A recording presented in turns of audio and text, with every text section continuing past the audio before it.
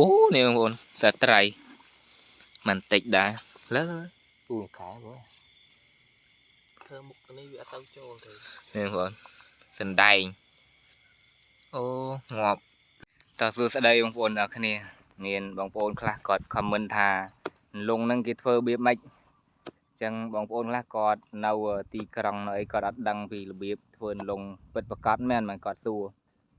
តែឥឡូវខ្ញុំបង្ហាញបងប្អូនពីកន្លែងដែលយើងធ្វើលងបងប្អូនទៅមើលបងប្អូននេះបងប្អូនដូចកន្លែងនេះចឹងវាមានច្រកអង្វះមួយចឹងដែលត្រីវាសាចោះតាមផ្លូវហ្នឹងចឹងណាទោះជាមានត្រីក៏ដោយបើយើងធ្វើអត់ត្រូវអង្វះត្រីក៏ត្រីអត់ចូលដែរតើយើងធ្វើត្រូវអង្វះត្រីបានត្រីវាចូលនេះគឺយើងធ្វើកន្លែងផ្លូវត្រីវាចោះចឹងណានេះលងគឺពងជីកហើយយើងជីកហើយយើងកាយមុខវាស្អាតទៅយើងយកកប៉ោងបងប្អូនញ៉ាកប៉ោងមកពីបឹងមកពីអូណាក៏ដោយឲ្យតែយកមកពីកន្លែងទឹកជ្រៅជ្រៅវាធំអាហ្នឹងយើងដាក់ទៅគឺវាចោះចាំមើលធ្វើហើយចាំមើលខ្ញុំថតអត់ទៅពេលព្រឹកឡើងត្រីវាមកច្រើនហើយកប៉ោងចេះកប៉ោងបឺតទឹកមកដែរ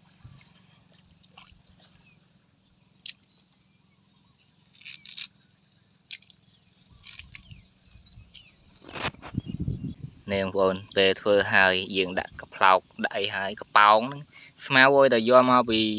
តាមបឹងទឹកជ្រៅជ្រៅបងប្អូនស្មៅអីក៏បានដែរពើកក៏បានចកក៏បានកផ្លោកក៏បាននេះ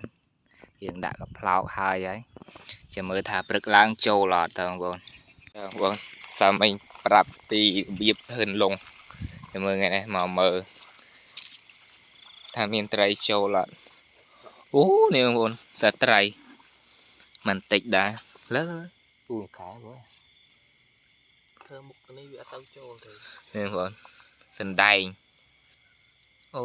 ងាប់សម្ោចទឹកអត់ចូលសម្ោចតែយើងធ្វើបានតែខែតិចបងប្អូនខែចោះតិចខ្ទង់ខែ11 12ហ្នឹងចាប់ដើមចោះតិចត្រីចាប់ដើមហក់អន្លង់នេះសណ្ដែងនេះបានសណ្ដែងយើងធ្វើអញ្ចឹងទៅចូលបងប្អូននេះស្លឹកត្រី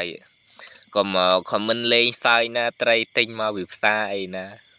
នៅដល់ស្រែអីទិញត្រីមកពីផ្សារយកមកថតវាអត់សមតែហ្នឹងបងប្អូនខមមិនលេងសើចទេអាហ្នឹងមិនអីទេនេះដៃទៅត្រីអីធំអានេះដៃតូចវាអត់ទេប្រហែលលងថ្ងៃខាងនោះវាចូលដែរតែចេញរួចវិញនេះបងថាស្ងួតពេកសម្ោចតែស្ងួតចឹងវាស្រួលចាប់ត្រីសម្ោចវាចូលចឹងបាទនេះលងមាញ់ប្រាប់បងប្អូនពីរបៀបធ្វើចឹងយើងធ្វើចឹងទៅបងប្អូនមិនខ្វះទេត្រីបាន2ឡប៉ុណ្ណឹង